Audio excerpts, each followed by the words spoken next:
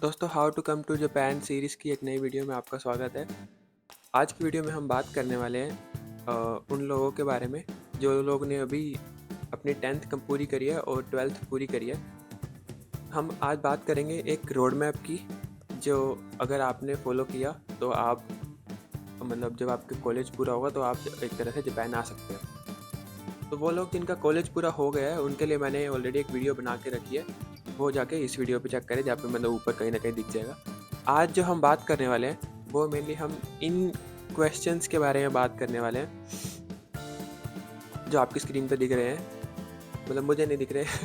तो बिना time waste किए हम जाते हैं आप पहले क्वेश्चन की तरफ, जो है कि आपको कि क्या आपको जापानीज़ पढ़नी स्टार्ट कर देनी चाहिए। तो जिन्होंने 10th पूरी कर ली है अपनी, जो भी 11th 12th में जाएंगे, उन लोगों के लिए इसका जवाब ये है कि आप अभी अपना जापानीज़ पढ़ना शुरू मत करो।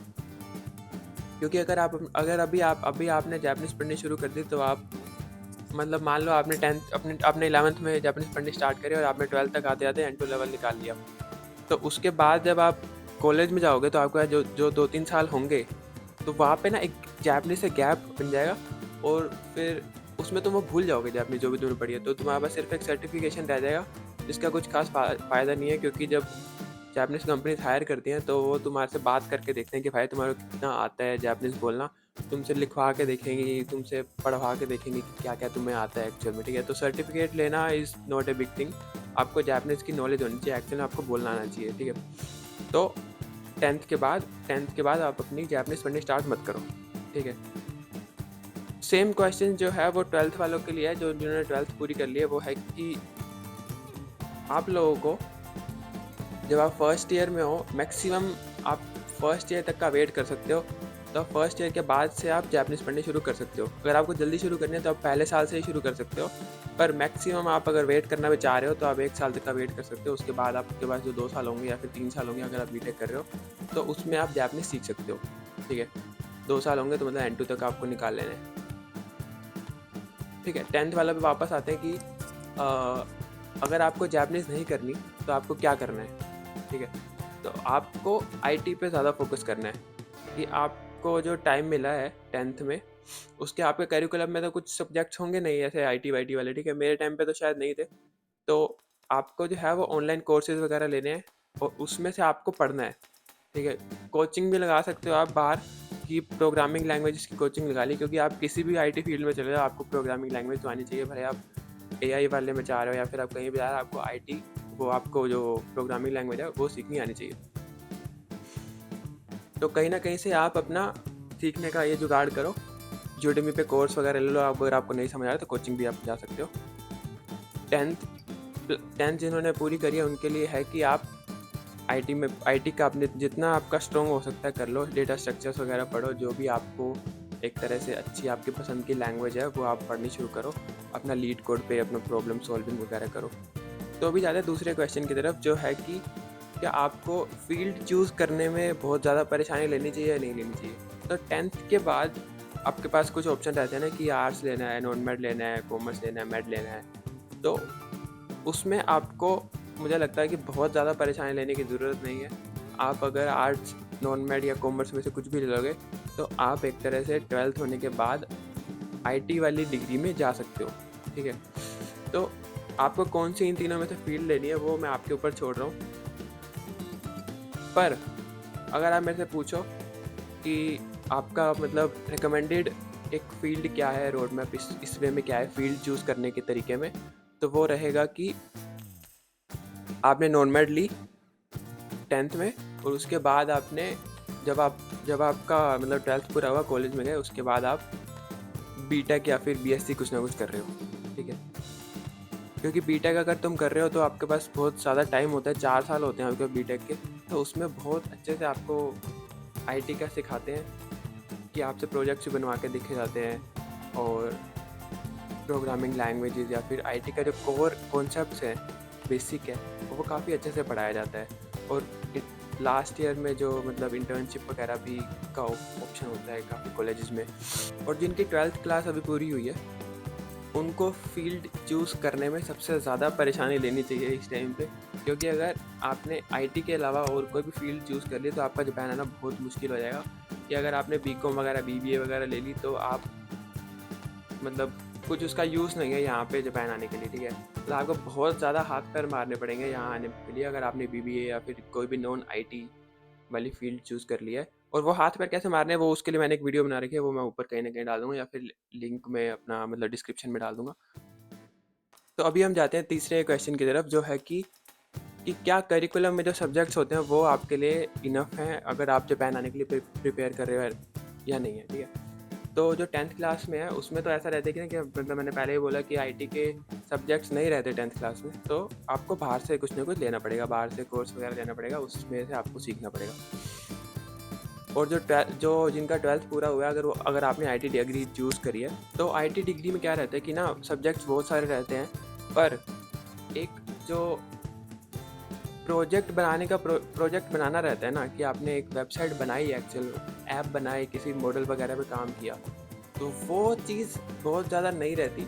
तो वो चीज़ आपको अलग से सीखनी है कि आपको मान लो कॉलेज में पाइथन सिखा दी, ठीक है, पाइथन आपने सीख ली, बेसिक सीख लिया, कोर पाइथन सीख ली, उसके बाद जो फ्रेमवर्क आपको यूज़ करना है ऐप बनाने के लिए फिर वेबसाइट बनाने के लिए, वो आपको खुद से सीखना पड़ेगा। वो आप कहीं बाहर से सीख सकते हो, यूडेमी वगैरह सीख सकते हो। और आपको मेनली करना क्या है कि आपको वो फ्रेमवर्क सीखना है और आपको प्रोजेक्ट्स बनाने हैं। प्रोजेक्ट्स बना के आपको गिटहब पे पुश करना है, जिससे कि आपका एक प्रोफाइल स्ट्रॉन्ग होगा, आपका रिज्यूमे स्ट्रॉन्ग होगा, जिससे आपको जापानीज़ कंपनीज मतलब उसमें आपको काम करने में थोड़ा आसानी हो जाएगी। तो अगला क्वेश्चन है कि जो लोग अभी 11th-12th में हैं, क्या वो उनके पास मतलब ऑप्शन रहता है कि उनको मैथ्स लेना है या फिर इकोनॉमिक्स लेनी है या फिर और कुछ भी रहता है, ठीक है।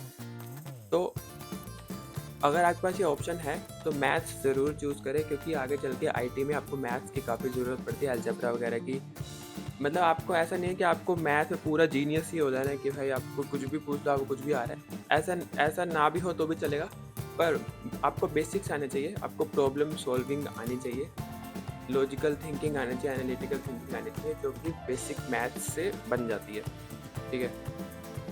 तो आपको मैथ्स स्किप नहीं करना हो सके तो, क्योंकि इससे आपको काफ़ी आसानी हो जाएगी आगे जाके। और अगला क्वेश्चन ये है कि क्या आपको इंटर्नशिप वगैरह करनी चाहिए कॉलेज टाइम में, क्या वो वर्थ है नहीं है, ठीक है। तो इंटर्नशिप वगैरह की बहुत ज़्यादा वैल्यू है यहाँ पे कि आप उसको अपने रिज्यूमे में डाल सकते हो। बेसिकली होगा क्या कि आप जब कॉलेज में और आपको कोई इंटर्नशिप करने का मौका मिल रहा है तो आपको एक तरह से वो पता लगेगा कि आईटी कंपनीज एक्चुअल में काम कैसे करती हैं, तो वो आप एक यूज्ड टू हो जाओगे उस एनवायरनमेंट से। तो जो कंपनीज हैं उनको ये चीज़ दिखेगी और उनको लगेगा कि भैया ये बंदा पहले भी एक तरह से काम कर चुका है और ये हमारी कंपनी में आएगा तो भी मतलब वो जल्दी यूज तो हो जाएगा, ठीक है।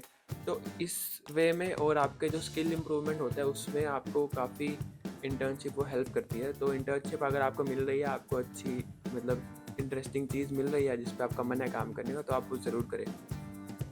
और अगला क्वेश्चन ये है कि ये मेरे को बहुत लिंक्डइन पे, इंस्टाग्राम वगैरह पे बहुत मेरे को मतलब मैसेज आते हैं कि हमको कौन सा जापानीज़ लैंग्वेज स्कूल, मतलब मेरा रिकमेंडेड जापानीज़ लैंग्वेज स्कूल कौन सा है, ठीक है। तो यार इसका मेन सही बात ये है कि जिस स्कूल में मैं था, जिस जापानीज़ स्कूल में मैं था, उसका एक टीचर कहीं है, मतलब छोड़ गया कहीं, एक टीचर कहीं छोड़ गया, दूसरे एक टीचर का कहीं पता ही नहीं कि वो है कहाँ, ठीक है। तो ज़्यादातर जापानीज़ स्कूल में ये होता है कि टीचर्स है ना आते जाते रहते हैं, एक आधा है जो फिक्स रहता है, जो ओनर होता है एक तरह से, बाकी लोग जो टीचर्स होते हैं वो आते जाते रहते हैं।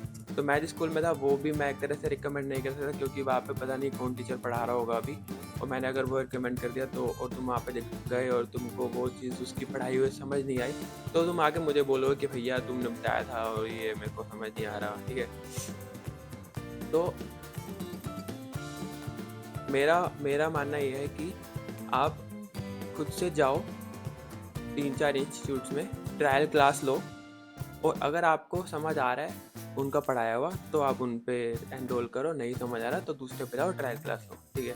क्योंकि ऐसा भी होता है कि अगर मतलब मान लो कि मेरे को एक बंदे का पढ़ाया हुआ समझ आ रहा है, सेम बंदे का पढ़ाया हुआ तुम्हें ना समझ आए, ऐसा भी हो सकता है, ठीक है। तो तुम खुद से जाओ, कहाँ जाना है एक तरह से वो मैं बता सकता हूँ कि ये इंस्टीट्यूट्स मेरे मतलब एक तरह से मेरे को पता है कि ये रेप्यूटेबल है, तो वहाँ पे तुम्हारा जाना एक तरह से वर्थ हो सकता है कि मुझे लगता है कि वहाँ पे जाके तुम्हारा मतलब बैठ रहेगा सिस्टम।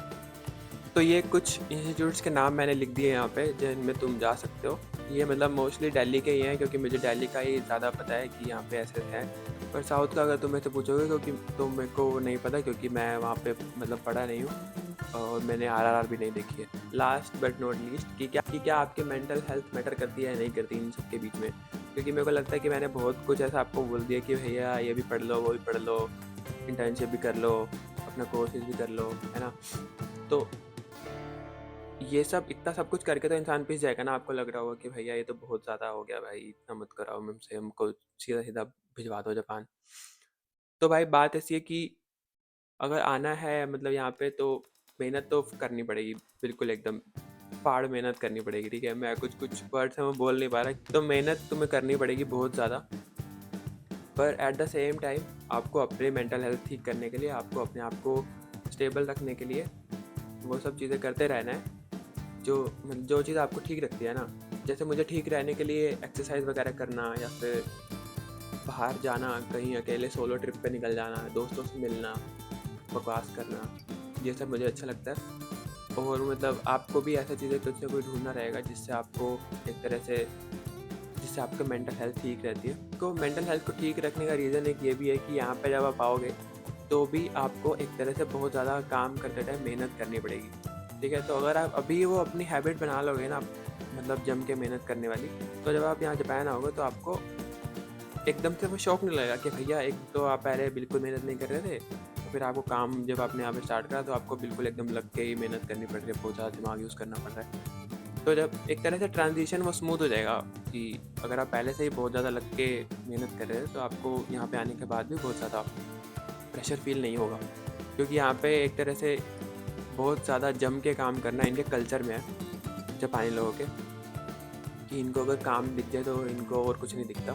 और जो कि एक अच्छी बात भी है कि क्योंकि वहीं से अपना मतलब रोजी रोटी वहीं से आ रही है ना। तो दोस्तों आज की वीडियो में इतना ही। जिन लोगों ने अभी तक सब्सक्राइब किया हुआ है, मेरे 400 कुछ सब्सक्राइबर हो गए, जिसके लिए मेरे को बहुत ही ज़्यादा दिल से खुशी है। पर जिन जिन लोगों ने सब्सक्राइब नहीं किया हुआ है और जिनको लगता है कि उनकी इस वीडियो से कुछ हेल्प हुई है तो प्लीज़ सब्सक्राइब ज़रूर करें, क्योंकि आगे चल के भी मैं बहुत सारी ऐसी वीडियोस बनाने वाला हूँ। और ये वीडियो देखने के लिए बहुत बहुत शुक्रिया।